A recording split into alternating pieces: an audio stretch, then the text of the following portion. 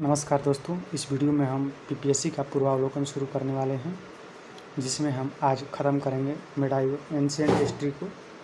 आप देखते रहिए वीडियो। केवल हम क्वेश्चन करेंगे, डिस्कशन नहीं करेंगे, केवल क्वेश्चन और क्वेश्चन का आंसर बताएंगे। ठीक है, अब आते हैं आगे।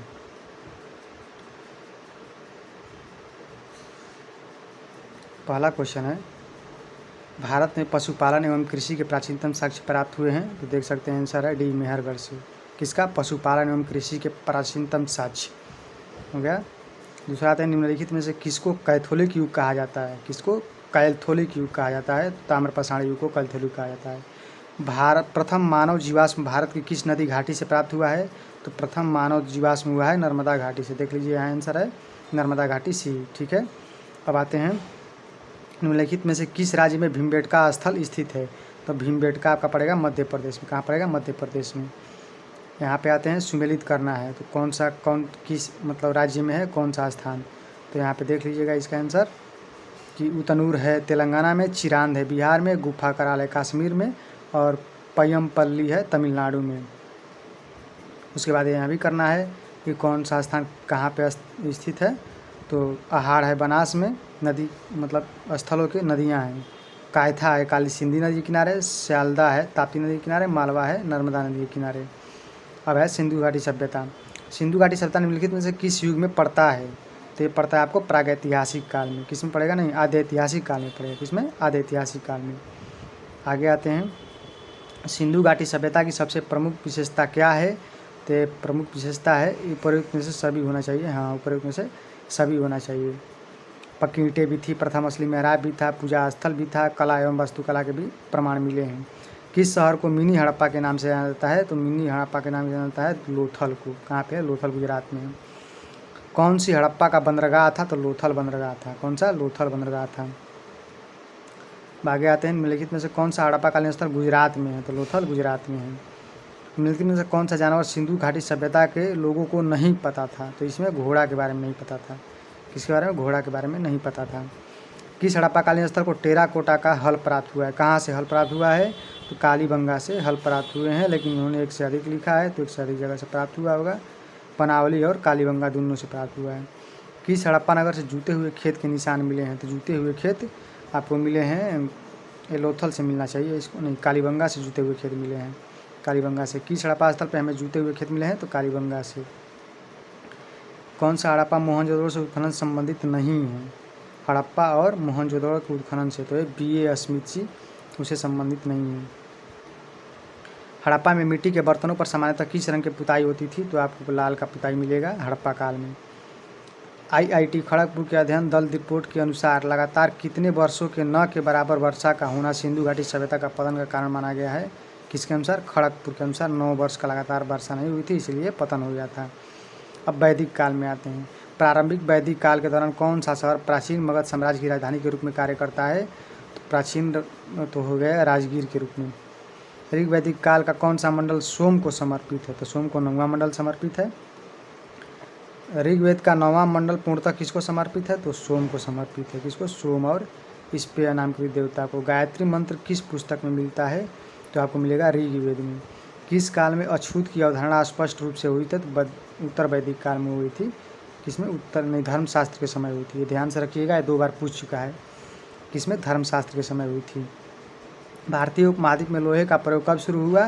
तो भारतीय उपमहाद्वीप में हुआ था। इसमें से उत्तर कोई नहीं है। लोहे का प्रयोग प्रारंभ विद्वानों के मतभेद हैं, इसीलिए इसका कोई उत्तर नहीं माना गया है, ई माना गया है।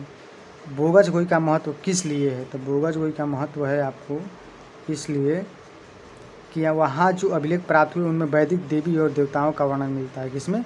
बोगज गोई में। इसको ध्यान में रखिएगा। प्रसिद्ध 10 राजाओं का युद्ध कहाँ लड़ा था? पौरुषणी नदी पर लड़ा गया था।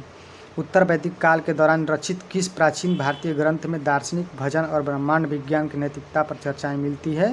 तो इसमें मिलती है उपनिषद में मिलती है। अब आते हैं बौद्ध धर्म। गौतम बुद्ध का जन्म कहाँ हुआ था? तो लुम्बिनी में हुआ था, सब जानते हैं। महात्मा बुद्ध ने अपना पहला धर्म चक्र प्रवर्तन किस स्थान पर दिया था? तो सारनाथ में दिया था, सब जानते हैं।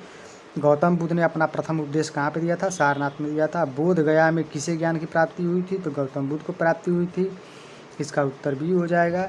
अब देखते हैं ज्ञान की प्राप्ति कहाँ हुई थी? बोध गया में। जन्म कहाँ हुआ था? लुम्बिनी में। प्रथम वचन सारनाथ में। निधन कहाँ हुआ था? कुशीनगर में। किसका? गौतम बुद्ध का।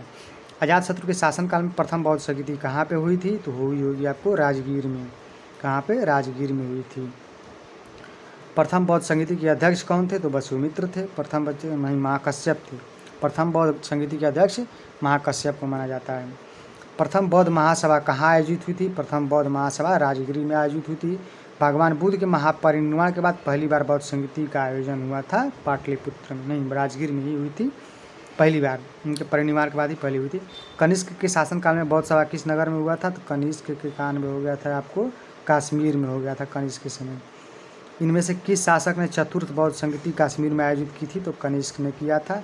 अशोक के शासनकाल में बौद्ध सभा किस नगर में आयोजित हुई थी? तो इसके समय हो गई थी आपको पाटलिपुत्र में। तृतीय बौद्ध सभा किस स्थान पर बुलाई गई थी? तो ये बुलाई गई थी आपको पाटलिपुत्र में। तृतीय बौद्ध सभा पाटलिपुत्र में। महात्मा बुद्ध को महापरिनिर्वाण कहाँ प्राप्त हुआ था? आपको महापरिनिर्वाण आपको कुशीनगर में प्राप्त हुआ था महात्मा बुद्ध को। त्रिपिटक किसकी धार्मिक पुस्तक है? तो बौद्ध धर्म की धार्मिक पुस्तक है त्रिपिटक। उसके बाद निम्नलिखित से कौन सा महायान बौद्ध धर्म की हीनयान बौद्ध धर्म के बीच मूलभूत अंतर पाया जाता है? तो ये पाया जाता है देवी देवताओं की मूर्ति पूजा को लेकर के अंतर है महायान और हीनयान में। बोध गया में बोधि वृक्ष अपने वंश का कौन सी पीढ़ी का है? तो यह है 5वीं पीढ़ी का। अमूमन माना जाता है कि 5वीं पीढ़ी का है। वैसे नहीं रहेगा तो इनमें से कोई नहीं लगा दीजिएगा। चीनी यात्री सुंगयुन ने भारत की यात्रा कब की थी? 515 से 520 के बीच में की थी। हाँ 520 के ईसा पूर्व के बीच में। बोध गया में महाबोधि मंदिर किसने बनवाया था? बोध गया में महाबोधि मंदिर बनवाया था गौतम बुद्ध को ज्ञान को प्राप्त हुआ था, वहाँ पे बना गया था महाबोधि मंदिर। आते हैं गौतम बुद्ध को एक देवता का स्थान किस राजा के युग में मिला था? तो कनिष्क के काल में मिला था गौतम बुद्ध को एक मतलब किसके रूप में?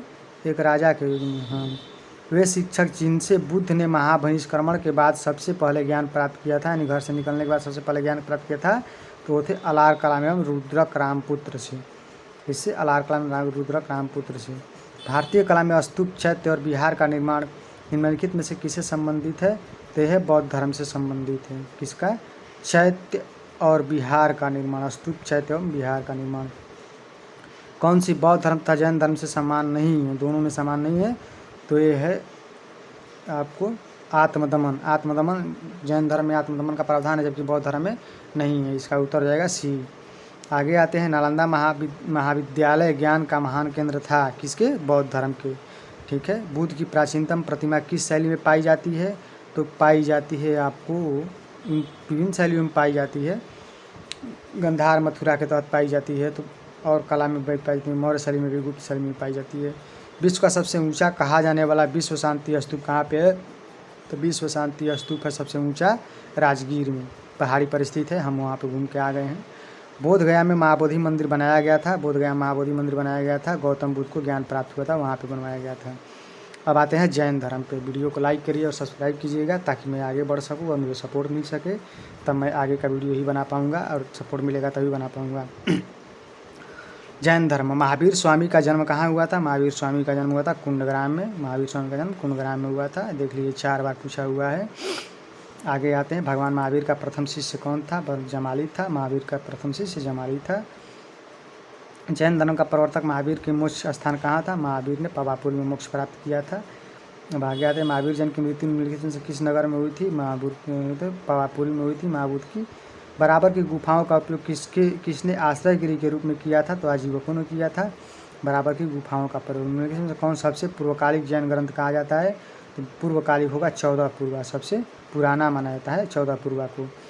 त्रिरत्न या 3 रत्न जैसे सटीक ज्ञान, सच्ची आस्था और सटीक क्रिया निम्नलिखित में किससे संबंधित है? ये जैन धर्म से संबंधित है। ठीक है। उसमें त्रिरत्न था, उसमें त्रिपिटक था, इसमें त्रिरत्न है। बौद्ध धर्म में त्रिपिटक था और जैन धर्म में त्रिरत्न है। अब आगे आते हैं कौन सी बात बौद्ध धर्म और जैन धर्म में समान नहीं है? तो ये समान नहीं है आपको आत्मदमन। आत्मदमन ये पहली बार पीछे भी पूछा गया था, यहाँ पे पूछ दिया। आजीवक संप्रदाय के संस्थापक कौन थे? मक्खलीपुत्र गोसाल थे आजीवक संप्रदाय के संस्थापक। पाटलिपुत्र में बुलाई गई प्रथम जैन संगीति के अध्यक्ष कौन थे? तो पाटलिपुत्र में बुलाई गई प्रथम जैन संगीति के अध्यक्ष होंगे आपको स्थूलभद्र। कौन होंगे? स्थूलभद्र। निम्नलिखित राजाओं में से किसका जैन धर्म के प्रति भारी झुकाव था? तो किसका जैन धर्म के प्रति भारी झुकाव था? तो एक खारवेल का झुकाव था। किसका? खारवेल का झुकाव था। वह स्थान जहाँ महावीर ने पूर्ण आध्यात्मिक ज्ञान प्राप्त किया था, तो पूर्ण आध्यात्मिक ज्ञान प्राप्त किया था जाम्बिक ग्राम में। कौन? महावीर जी ने प्राप्त किया था जाम्बिक ग्राम में। अब आते हैं शैव तथा भागवत धर्म। भागवत संप्रदाय के विकास में किसकी देन अत्यधिक थी? भागवत संप्रदाय का विकास किया था गुप्तों के काल में हुआ था। किसके काल में? गुप्तों के काल में।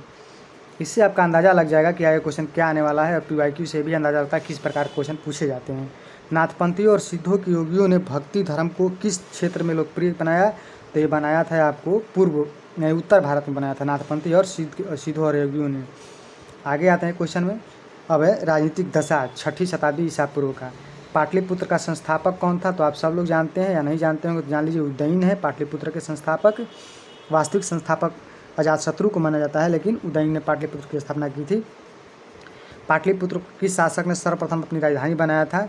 तो राजधानी बनाएगा उदयन ने बनाया था। पढ़ लीजिए इसको, उसमें आ जाएगा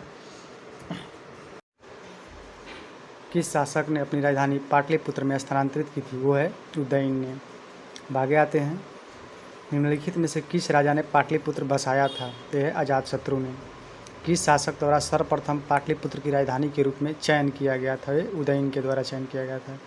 प्राचीन काल में गंगा के दक्षिणी क्षेत्र को क्या कहा जाता था? तो गंगा के दक्षिणी क्षेत्र को क्या कहा जाता था? तो इसमें उपयुक्त में से कोई नहीं, क्योंकि प्राचीन काल में गंगा के दक्षिणी क्षेत्र मगध के नाम से जाना जाता था।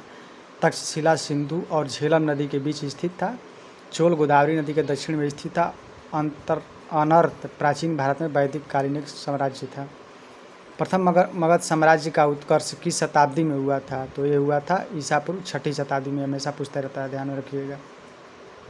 मगध की राजधानी राजगिरी का प्राकृतिक नाम क्या था? तो राजगिरी था। राजगिर का प्राकृतिक नाम राजगिरी था। बी होगा इसका आंसर। अब आते हैं 9th पे, इसका आंसर बी होगा। अब 9th पे आते हैं।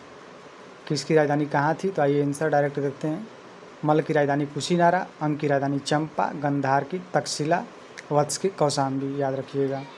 विश्व का पहला गणतंत्र वैशाली में किसके द्वारा स्थापित किया गया था? तो यह स्थापित किया गया था लिच्छवी के द्वारा। किसके द्वारा? लिच्छवी के द्वारा। ईसा पूर्व 6ठी सदी में विश्व की प्रथम गणतांत्रिक व्यवस्था कहाँ थी? तो यह थी वैशाली में। कहाँ थी? वैशाली में। मगध की प्रारंभिक राजधानी कौन सी थी? मगध की प्रारंभिक राजधानी क्या थी? राजगिरी थी। प्राचीन महाजनपद मगध की प्रथम राजधानी कौन सी थी? तो ये प्रथम राजधानी महाजनपद की इसमें नहीं दिया गया है, ठीक है, तो राजगिरी थी। प्रारंभिक वैदिक काल के दौरान कौन सा शहर प्राचीन मगध साम्राज्य की राजधानी के रूप में कार्य करता था? तो ये राजगिरी। अब आगे आते हैं। महावंश के अनुसार बिंबिसार किस आयु में सिंहासन पर बैठा था? तो ये बैठा था 15 वर्ष की आयु में। कौन? बिंबिसार। अजातशत्रु के वंश का नाम क्या था? हर्यक वंश। क्या था? हर्यक वंश। अजातशत्रु के वंश का नाम हर्यक वंश था। 16 महाजनपदों की सूची उपलब्ध है किस निकाय में? तो है अंगुत्तर निकाय में। 16 महाजनपदों की सूची उपलब्ध है। अब आगे आते हैं। प्रद्योत कहाँ का राजा था? तो प्रद्योत राजा था आपके अवंती का। कहाँ का? अवंती का राजा था। आगे आते हैं। मगध शासक बिंबिसार का चिकित्सक कौन था? तो बिंबिसार का चिकित्सक जीवक था। कौन था? जीवक था। नंदवंश के पश्चात मगध पर किस राजवंश ने शासन किया था? तो नंदवंश के बाद शुंग वंश ने शासन किया था। नहीं, मौर्य वंश से हसीन मसूक शाह। हाँ, तो मौर्य वंश ने शासन किया था नंदवंश के बाद। कलिंग नरेश खारवेल का संबंध किससे था? तो कलिंग वंश खारवेल का संबंध था आपको कलिंग के छेदी राजवंश के संस्थापक महामेघवान नामक व्यक्ति था। अतः इस वंश का नाम महामेघवान वंश भी पड़ गया। इस वंश का सर्वाधिक शक्तिशाली शासक खारवेल था। अच्छा, महामेघवान वंश का, ठीक है। राजा खारवेल का नाम जुड़ा है किससे? राजा खारवेल का नाम जुड़ा हुआ है आपको हाथी गुफा अभिलेख से। किससे? हाथी गुफा अभिलेख से।